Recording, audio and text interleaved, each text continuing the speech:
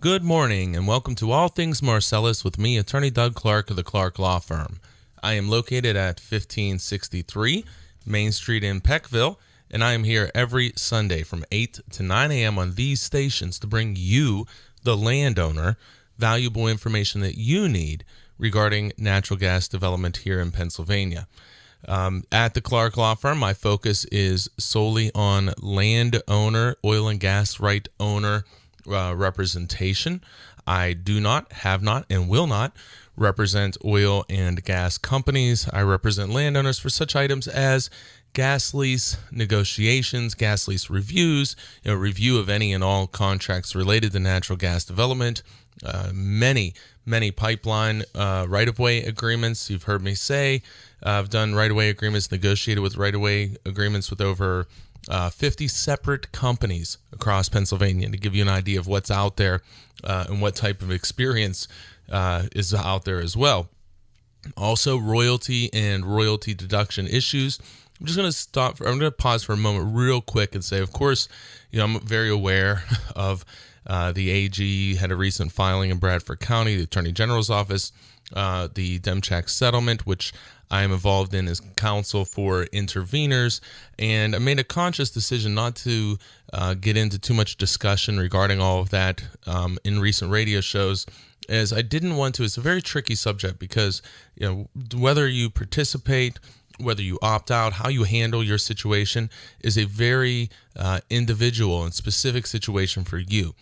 So, as I say all the time, the radio show is never to be legal advice for any individual. I wanted to be especially careful not to get into some of these aspects which could influence somebody to either participate or not participate without having more information. I've done in-office meetings, conference calls with clients to review everything, and some of them literally go 2 to 3 hours for that individual. So my thought was there's just simply no way. There's so much information, and it would be impossible, in my opinion, to really get good quality information out to everybody because there are so many aspects and this situation is so fluid, meaning it's always changing. So I thought it was best to allow everybody to have their own opportunities to make their own decisions, to talk to the counsel, legal counsel of their own choice, and I certainly hope everyone did that. Also, we'll see.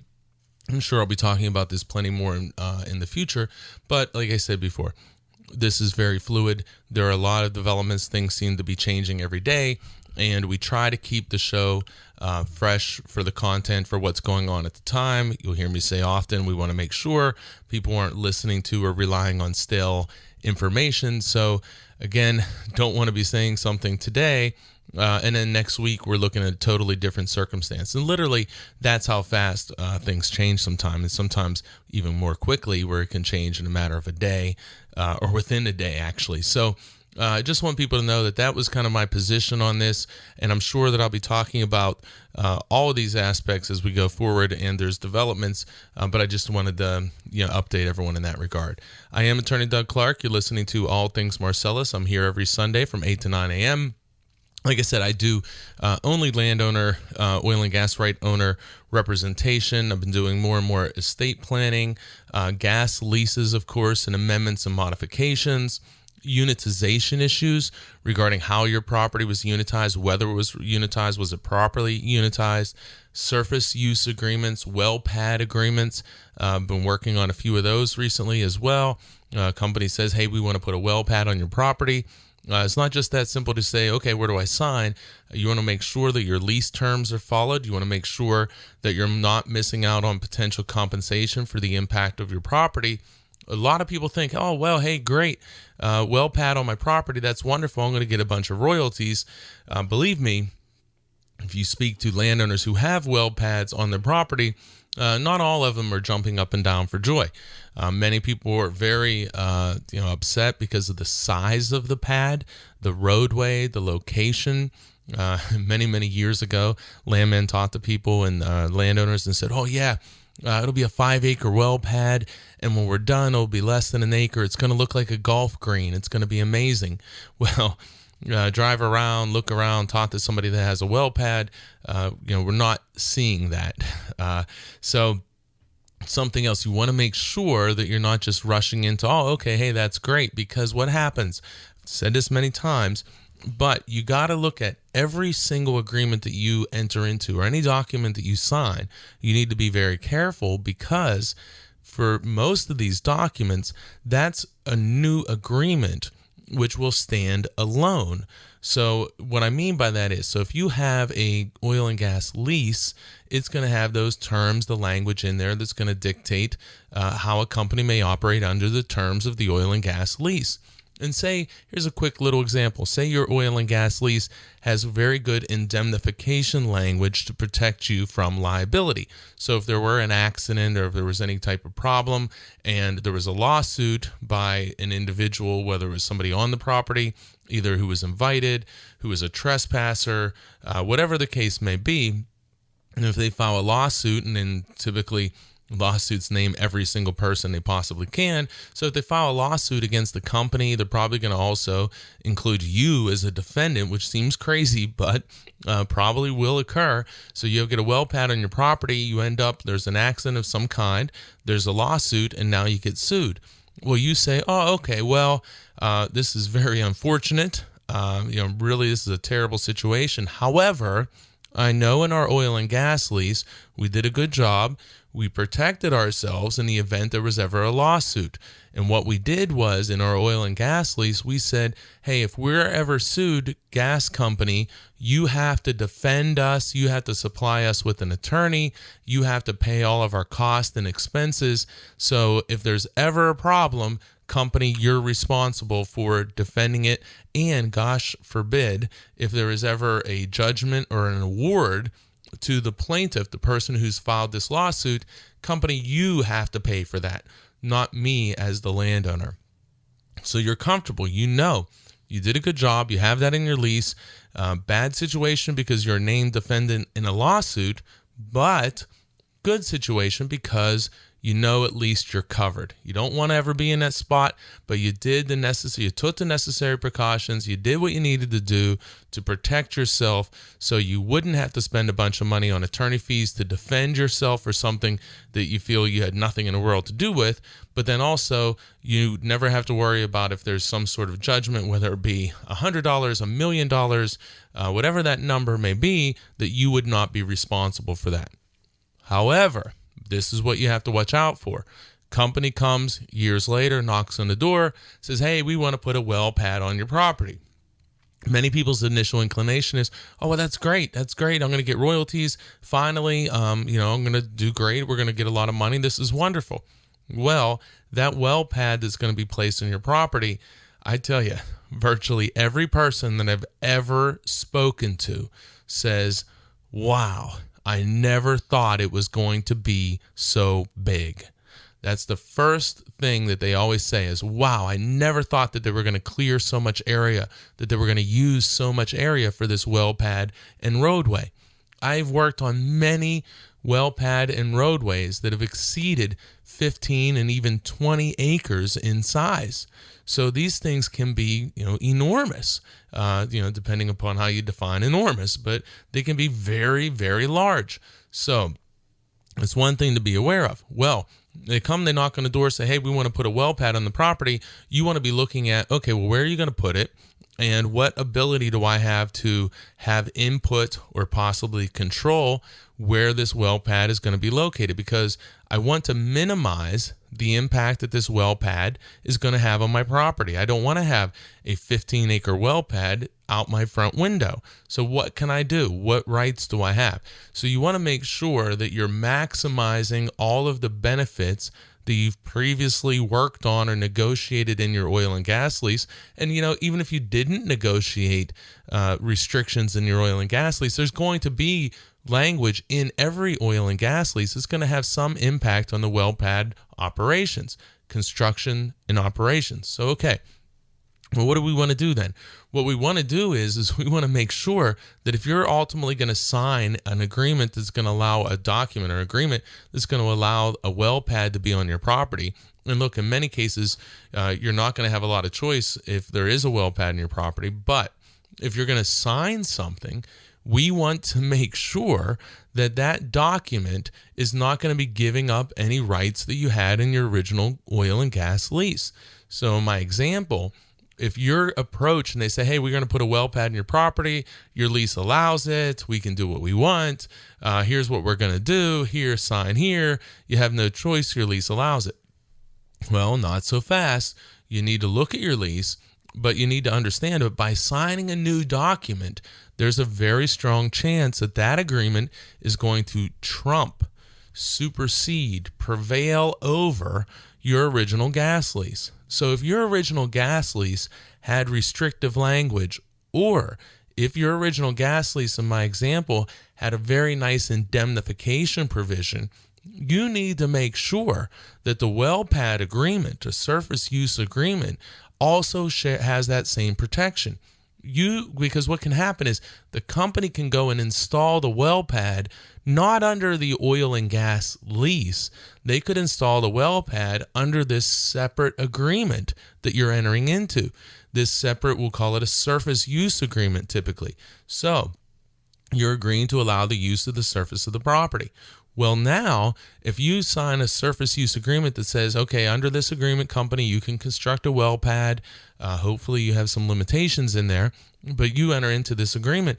But if that agreement doesn't say that you have indemnification protection or other potentially important language, well, heaven forbid, if somebody is hurt, if there is a lawsuit, the person who's going to be filing this lawsuit is going to sue you and the company, and now the issue will be, okay, well, yeah, your oil and gas lease may have had indemnification language, but your surface use agreement, your well pad agreement, authorized and provided for the terms to construct a well pad on your property, but that document didn't give you any indemnification or liability language. So now, do you have coverage by the company, or are you on the hook? Are you on the hook to pay for your own lawyer? Are you on the hook? And geez, if there ever is a judgment and it says that there's $1 million judgment, are you going to have to pay any of that? You need to be super careful. That's just one little example. Future documents very often will, in most cases, in my experience, will trump and prevail over these prior documents. Real quick, just like a pipeline agreement. If your oil and gas lease allows a pipeline agreement, say only from wells which are producing gas from your property, your gas lease allows a pipeline that'll go to wells that's going to have gas that is being produced from your property and others in your production unit. That's very common. Most leases allow that. But if you enter into a pipeline right-of-way agreement, in almost all cases, you're not going to be just allowing a pipeline to run to your wells. You're going to be allowing the ability to run pipelines that'll carry gas from many other wells across the region. So you are what's going to dictate how this pipeline is going to go into the ground, where it's going to be. All of those terms are going to be in the pipeline agreement document. Once you sign that oil and gas lease, is pretty much gone for the purposes of this pipeline agreement in and of itself. Now, there still are oil and gas lease rights because the company could still put pipelines in another area of your property under the terms or under the authority of the oil and gas lease, but the right-of-way that you've agreed to, that can carry gas from anywhere across the region. Okay, I'm up against the break. I'm going to talk some more about this after this break. I am Attorney Doug Clark. You're listening to All Things Marcellus. Hey, I'm here every Sunday from 8 to 9 a.m., and I'll be right back after this break. Welcome back to All Things Marcellus with me, Attorney Doug Clark of the Clark Law Firm. Reminder, I am here on these stations every Sunday from 8 to 9 a.m. You can also go back and check out today's show if you missed it, or many of the other recent shows from 2015 we have available on pagasleaseattorney.com. That's our website, our primary website. We have two. Our sister site is pipelineattorney.com, but you can go to pagasleaseattorney.com, pipelineattorney.com. We have today's show. It'll be up tomorrow, Monday morning. We have many, many other hours of shows, or hours worth of shows available on the website. It's been doing the show since August of 2010. So, okay, I want to get back on this, and as often is the case, I come in with an agenda or an idea of what I want to talk about, and then something strikes me. And one of the things something that struck me here just today is, again, the need to talk about, these future contracts. Once you enter into an oil and gas lease, for most people, not everybody, I do many second leases for people, top leases whenever somebody has an existing lease offer and there's a new offer, do many of these subsequent leases. However, if you're in an oil and gas area which is productive or going to be productive, most people do not get a second opportunity to lease because something occurs during the primary term or during that 5 or 10 year term of the lease. Something occurs there which allows this company to hold or maintain your lease in place, which means that it doesn't have to necessarily be drilling. It could be permitting a drill site, beginning the construction of a drill site. Usually it's something which is defined as what we call would be, quote, operations, would be the word. So they have to conduct operations within the 5 year or 5 plus 5 year term, the initial term of the lease. And it seems very elementary at times when you're really in the industry, but I'm surprised when I talk to a lot of people and they have a 5 year lease or they've signed a 5 year lease and the company has an option to extend that lease for an additional 5 years. So if they didn't do anything in the first 5 years, the company can pay the landowner that same amount of money or consideration that they paid for the first 5 years, that the company has the automatic right to buy another 5 years. And that's something that's occurred quite a bit. So what we're seeing is that landowners, which is surprising if you're in it all the time, but many people think, well, okay, at the end of the 5 years or at the end of the 5 years plus the additional 5 years, if there's an extension, my lease will expire and I will negotiate again with the company. And this time I'm a lot more educated than I was the first time, and I'm going to do a lot better. I'm going to get a higher royalty percentage. I'm going to do something about deductions. I'm going to really protect myself. Well, in most cases, you're never going to have that opportunity. In most cases, something will occur that the company will do within this either 5 year or extended 5 year term, so a total of 10 years, that they will conduct some sort of operations, which again, a lot of people think, well, I have to be getting royalty. That's not the case. If they conduct operations, which is defined, it's a term that is defined in most leases, then what happens is your lease extends into what's called the secondary term. And that's an indefinite amount of time, meaning that once they conduct operations, which may or may not be drilling, many leases say merely permitting, getting a permit, filing for a drilling permit is going to be enough if you do it within that 5 year or 10 year term in order to hold this lease. So many people out there are wrongly thinking, okay, well, I'm not going to be getting royalties within this 5 years or within this 10 years. The company hasn't, maybe even they've drilled, but they haven't paid me any royalties. I'm going to have an opportunity to renegotiate my lease. Also, many people think, even though they're getting royalties, that once they hit that 5 year or 10 year window, that once they get to the end of that term, they have the ability to renegotiate the lease with the company. Again, maybe it sounds very simple, but it's not the case. You sign a lease. You're entering into this lease. The company in the primary term has to conduct operations. Once they do that, once they meet this definition of operations, which again could just be permitting a well site, once they meet their operations, then you're held under the terms of that lease, which will then normally continue your lease as long as gas is either being produced or is capable of being produced in paying quantities, meaning is there enough gas? Is there gas there? Is that well able to produce gas? And will that be in paying quantities, meaning, not just trickling out so little that it doesn't, it's not cost effective to operate that well. So really important. It may seem elementary, but I talk to a lot of people who don't understand that. You have a lease. There are things that have to happen in the primary term, but once that occurs, once those operations occur, that lease is then held. And one of the terms that drives me a bit crazy, they call it held by production.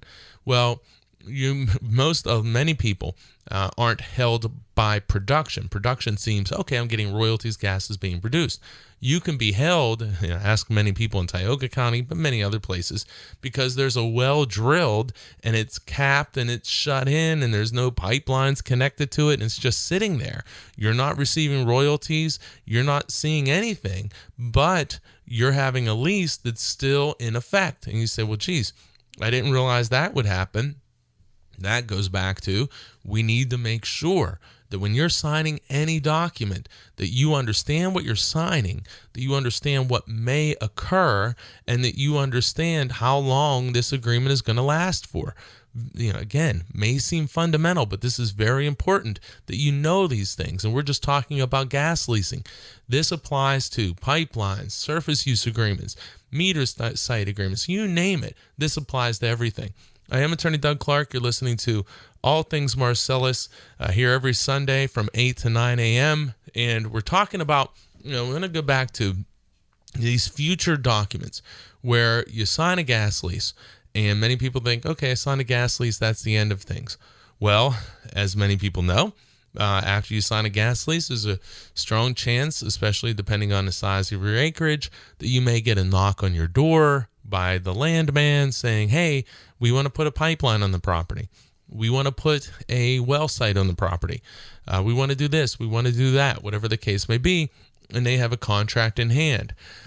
How much sense does it make? How much sense does it make for you as a landowner when you're approached by a landman after you've signed your oil and gas lease to sign another document? How much sense does it make for you to sign that document that day? Here, where do I sign? Let me just tell you, in my opinion, it doesn't make any sense at all. Think about it. Think about just the history of interaction with Pennsylvania landowners, company landman, acquisition of oil and gas rights for leasing purposes, and then or for development and leasing purposes, but then also with these other agreements, pipeline agreements. So what do we see? Well, there's a history where landowners, in the minds of many, many people, have been taken advantage of by the gas company landman. Many, many cases of that where individuals feel that way. And in fact, you want to hear something about it, go read the Attorney General's complaint filed in Bradford County against Chesapeake and Williams Partners. Go read that document. That'll give you, now those are allegations, but the point is that those are allegations of what, some people claim to have occurred. And I'll leave it to everybody to read it and make their own judgment. But the point is that there's a history where there's certainly, in my opinion, been some questionable activity that landmen have engaged in an effort to get people to sign documents. Do we think, and what if we do think that, why? But do we think things have changed? Is there something that's magically changed from 2008, 9, 10, 11, 12 to 2015 into 2016? If so, what has changed? Well, I can tell you this. Here it comes. I can tell you this. The landman still works for the company and not for you. The landman still works for the company and not for you, the landowner. So there are many cases where landman comes out, says, oh, hey, great news. We want to get you royalties. We finally are here. We want to get you royalties. We need you to sign this pipeline agreement. Here you go. Don't sign on that day. Take it to somebody. Review it. get information, understand what your rights are. But whatever you do, do not sign that pipeline agreement, that surface use agreement, or any other document on a day that you're being presented with it. Why would you need to? If you just want to sign things, well, okay, you can just sign things, but, I don't know why you would ever do that. We see routinely pipeline agreements, surface use agreements, additional terms and protections for the landowner, liability protections. If nothing else, protect yourself from potential liability. But there are so many more things that you can do in almost all of these cases that you can do to protect yourself. And many times, there are tens of thousands of dollars and even hundreds of thousands of dollars that may be available, but you don't know and you didn't ask. So many times landowners call me. That's what they do. They get somebody, landman comes out. They get all this presentation. They're told all these things.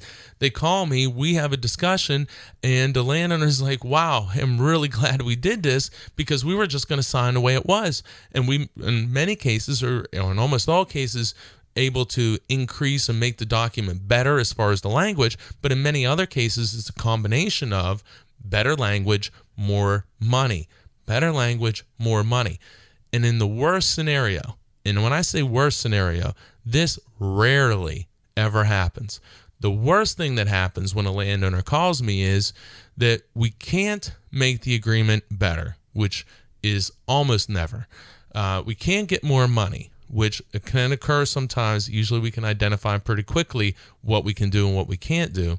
But the worst thing that can happen is you're going to go ahead, if you decide to sign a document, fully informed and understanding what the document means, what the company can do in the future, what, if anything, you're giving up that you already had from prior documents, and you'll understand, could you have made this document better?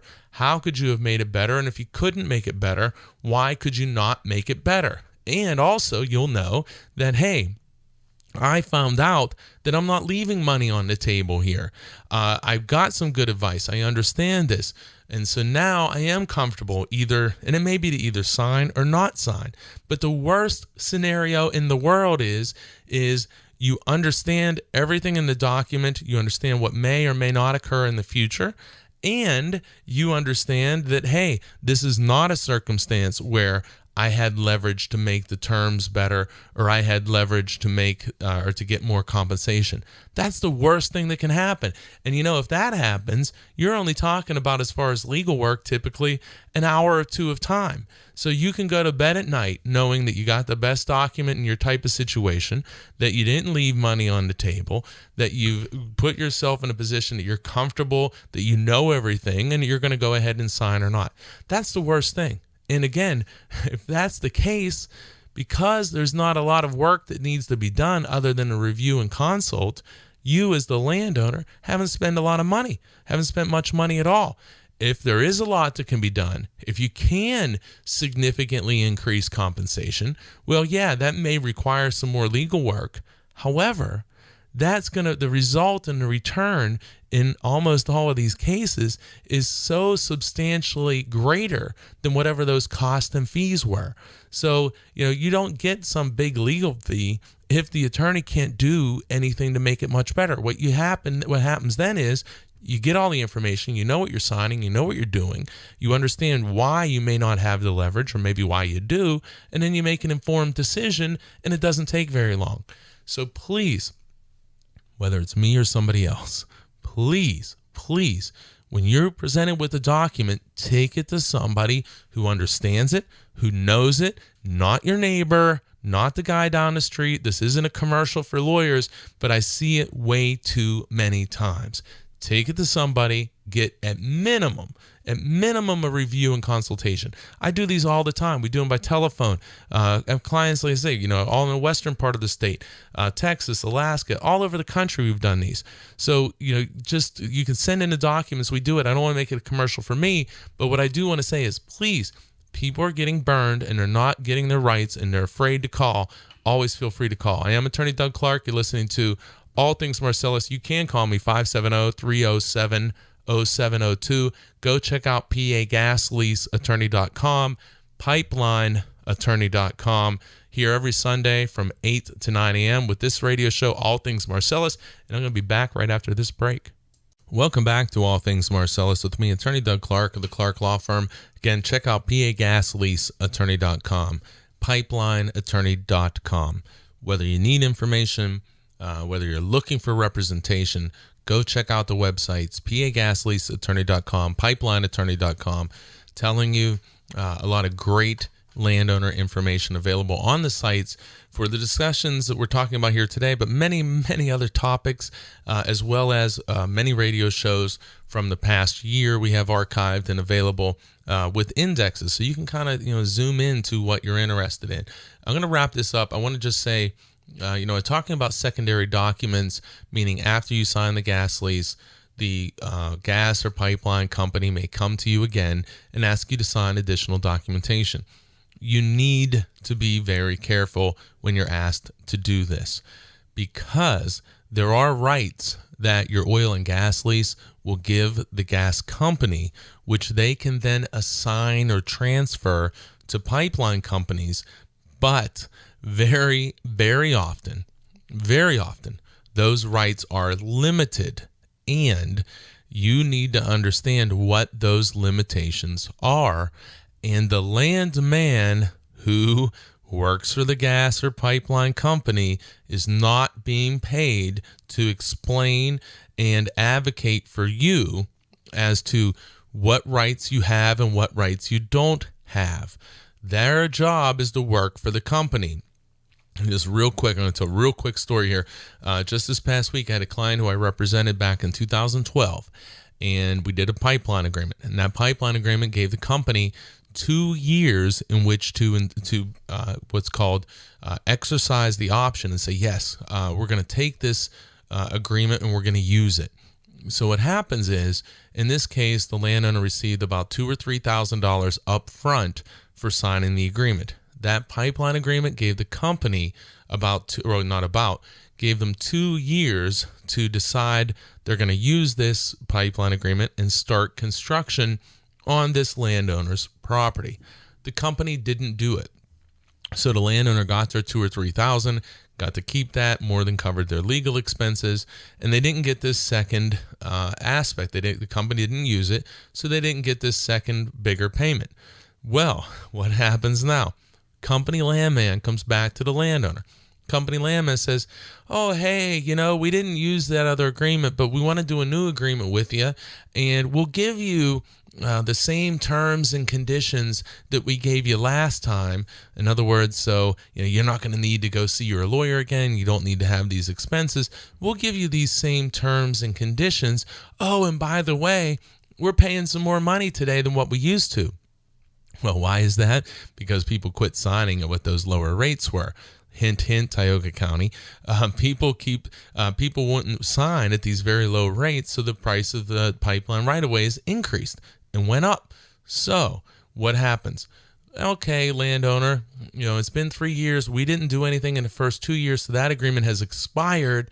Here, we've retyped all these same terms, and we're going to give it to you. And by the way, again, we're going to give you more money because now we're paying higher price on a per foot or a higher per acre of disturbance price. So you're going to even get more money.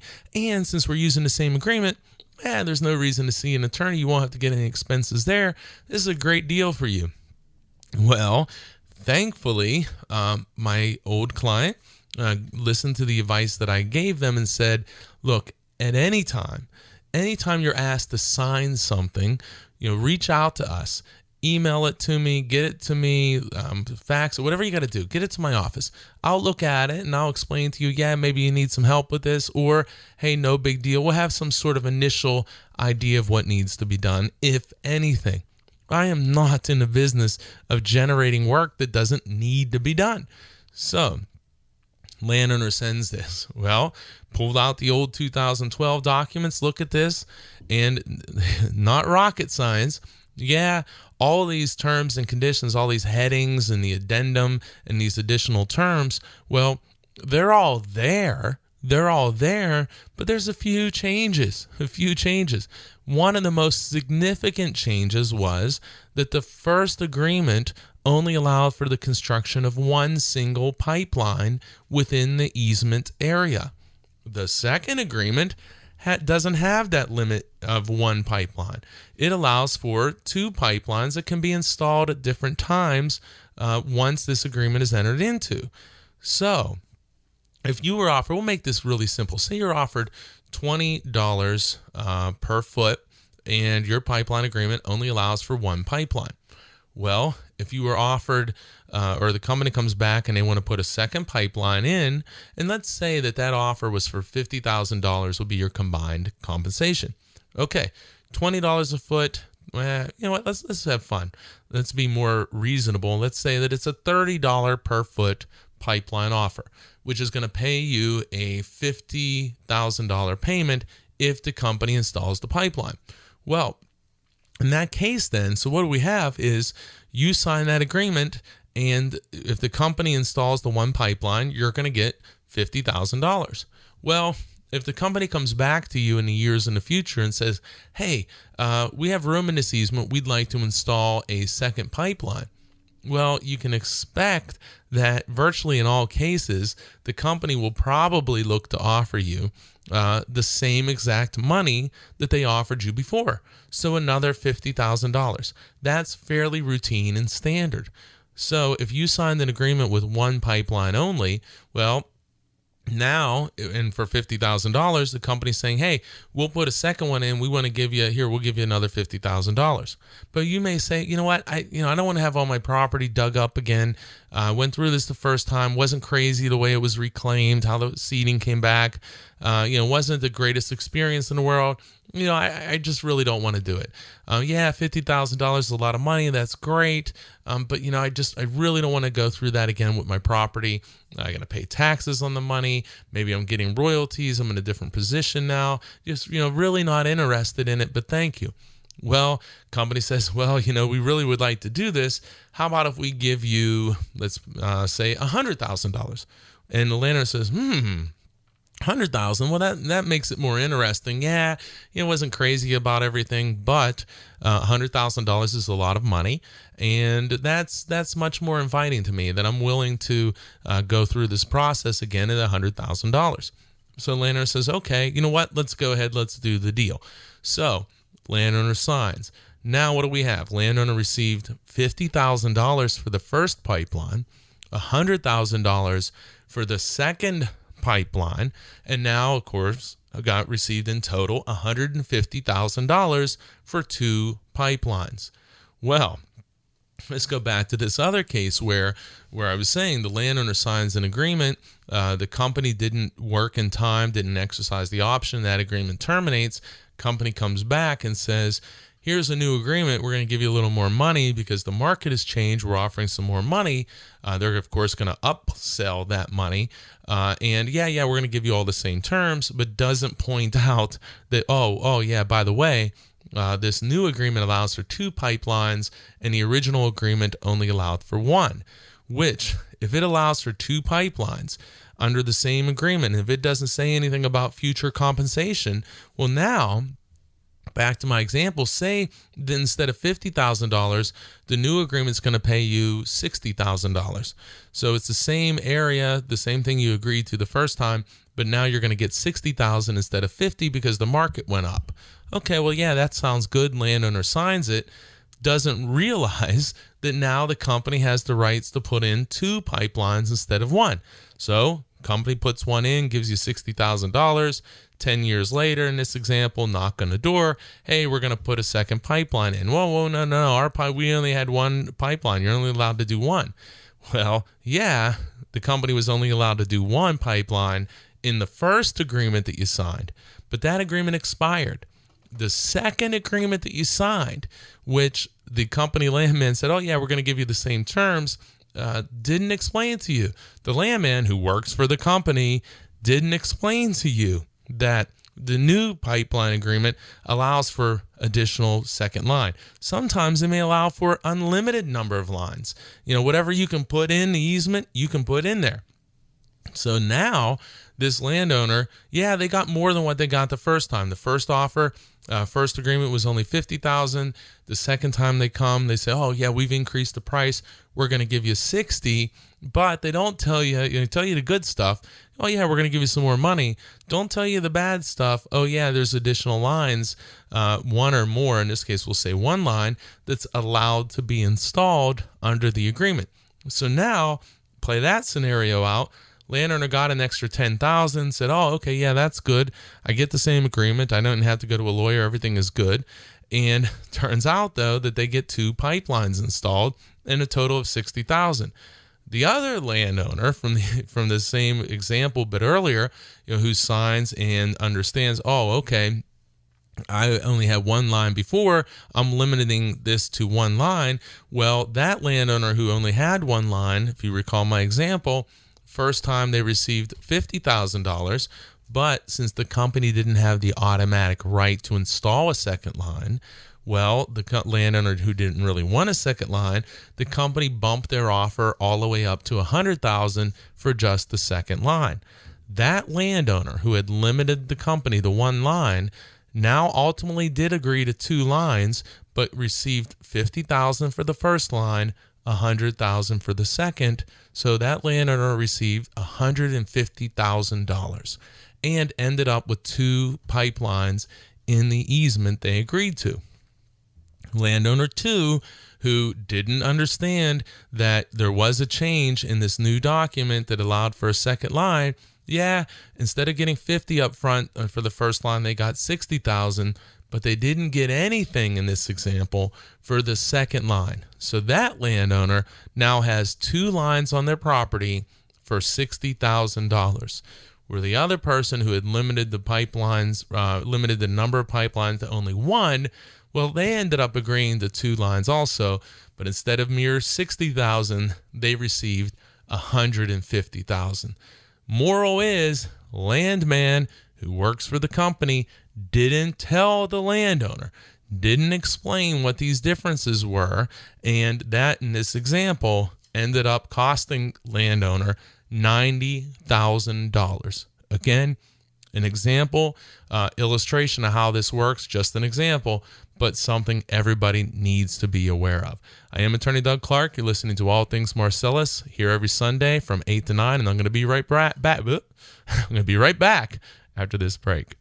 Welcome back to All Things Marcellus with me, Attorney Doug Clark of the Clark Law Firm, here every Sunday from 8 to 9 a.m. And reminder, you can always contact the office. Only landowner, oil and gas right owner representation. Don't want to go too commercial on this, but I do want to talk. I've talked recently about these consultation and reviews that I do and have been doing more of over the last many months, and continue to do more of these.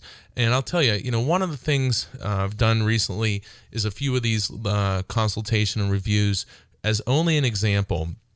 The Tioga County, a lot of people out there who are being offered leases actually at this time, and they're debating, okay, hey, I have this lease offer. A lot of times it may be from Shell or Sweppy saying, okay, yeah, I have this lease offer and I'm not really sure. I need some other perspective. I know what my neighbors are doing. It's not uncommon for me to do a review and consultation. I'm very familiar with these offers, and usually in most cases, I'm pretty familiar with whatever that offer is, and familiar with what the history is in the market, so it can give you some good quality information, which is based on experience, and explain that to you. And really give you some insight, hopefully, and it seems to work very well, and give you some additional insight and things to consider in whether you want to go ahead and move forward, whether you want to wait, whether you want to ask for additional terms or money, and offer you some experience there, or the value of experience that I've had because I've dealt with many people in that type of situation. Along those same lines, you get these FERC, which is Federal Energy Regulatory Commission pipeline projects, these interstate pipeline projects. Many people out there, I've done many reviews and consultations with clients and saying, okay, well, here's what you're offered. Here's what I see. Here's what I've seen the market is, giving you what I think is very valuable information based upon experience that I have dealing with this company, companies in this region and in this market. That's very, very important. And it's worked very, very well for people. And it's nice because landowners say, well, geez, okay, I'm not making some crazy commitment here. I'm just going to get, I'm going to have usually it's an hour, sometimes less, sometimes a little more, depending upon what the questions are, having a conference. And a lot of times, in most cases, we do them by telephone if the client is located far away, and go through all of these different things that maybe they haven't considered. And generally speaking, at the end of the call, landowner says, wow, I'm really glad we've talked. And so, I hate to do these, this commercial. I had a short segment here, so I don't want it to be too commercial-y. But, in some ways, I think it's, well, not in some ways, it is important. And yeah, look, it's what I do. I'm proud of the experience that we have. My office kind of operates, I say often, as a hub where people are confronted with situations and they give us a call. The websites do extremely well. pagasleaseattorney.com, pipelineattorney.com. People are out, they're searching online. They come to the websites and they say, hey, this is a guy who I think I may benefit from talking to. So you call, find out what we do, and say, okay, yeah, you know what? Maybe I'll just go ahead. We'll do a review and consultation. If nothing else, you're much better informed than you were coming into that call. You're having the value of the experience and input from dealing with these type of situations in the past. And one thing, I'm always upfront in every case with all clients, okay, hey, yeah, I've seen this before. Here's what this condition is. Here's what I've seen happen in the past. Here's what I've seen happen with this particular gas or pipeline company. Here's what I've seen happen with other gas or pipeline companies. Here's what I know that other landowners have done. Here's been the results of what they've done, to give you a lot more information and very credible, valuable information to help you decide. And that conversation may result in you deciding, you know what, I'm going to go ahead and move forward with whatever that offer is. It may help you decide, you know what, I'm not crazy about this. Glad I spoke with, Doug in this case here, because now I'm not going to enter into this agreement. I understand all my rights, and it's not something that's good for me in my situation at this time. And I wasn't thinking about things this way. That's another possibility. Another possibility is, okay, yeah, I like this, but I understand that I can actually do better than what's being offered to me. And I can tell a lot of people a lot of times that, hey, listen, not sure about the money here. You may be maxed out with the money. Maybe not. Maybe not. But I definitely know we can make this agreement a lot stronger and tighter with better terms. It's going to protect you and minimize the impact of your property. Do you want to explore this further? And I'll tell you this, there has never been, nor will there ever be, any pressure placed on any landowner to become a client of mine. We don't do that. Absolutely not. So the point is that, reviews and consultations, if you're out there and you got this stuff and you don't know what to do with it and you're confused, I just want to say, take this time to say, look, you can give us a call, 570-307-0702, 570-307-0702. Find out what we do, how it may be a benefit to you, and see if you want to have that call. I know, believe me, from a family who, growing up, that I've never saw or heard of my parents ever talking about a lawyer or ever going to see a lawyer. You shouldn't have hesitation to get help, and hopefully, if you're listening to the show, you go check out the websites. Hopefully it comes across that, I'm a person and our office is dedicated to helping people, helping landowners. We believe, look, it's what I do. I get paid for what I do.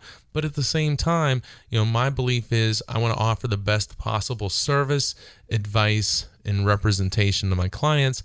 And also, I love Pennsylvania landowners. I truly do. I do. I grew up. I understand the value of land and property ownership, and it's always been a major part to me. Always. And it sounds cliche and those things, but I did. I grew up driving my dirt bike around on my grandfather's farms, hunting groundhogs, fixing the fences, with the cattle, getting the shots, all of those things. Grew up doing that, grew up walking around the property time and time again with my grandfather, fixing things around the farm and taking care of things and baling hay and all those things that you do. And I know the way my grandfather felt about that farm. That was his father's farm and before that. So, that's really important to me. And I hate the idea, when I represent people, I think about, how would I want my grandfather represented? And, how bad it would be for me in my eyes if my grandfather were taken advantage of in the process of oil and gas lease negotiations and so on. And they signed, there's a well there. And my grandparents' old farm, which now belongs to my father, but there's a gas well there. And that's one where there's, look, everyone's getting rich. It's, free gas for the farmhouse. So, but that was the market at the time. So what I want to make sure, I want to be accessible to people like my grandfather. I want to be accessible to everybody, whether you're a person like my grandfather, whether you're a business person, whether you're an out-of-state landowner, whatever that case may be. Don't be afraid to call us. If you call us and you don't like what you hear, hey, that's fine. Most people do, but that's your own decision. You need to be comfortable with who represents you, and you need to get representation, in my opinion, because the landman is not representing you. They are not. They're representing the company. All right, so I'm up against it here. I want to wish everybody a Merry Christmas, a Happy Holidays, Happy New Year. I think we'll be back before the New Year. But seriously, I wish everybody a wonderful holiday season, and I am here every Sunday from 8 to 9. I'll be back next week. Have a great week and a very, very Merry Christmas.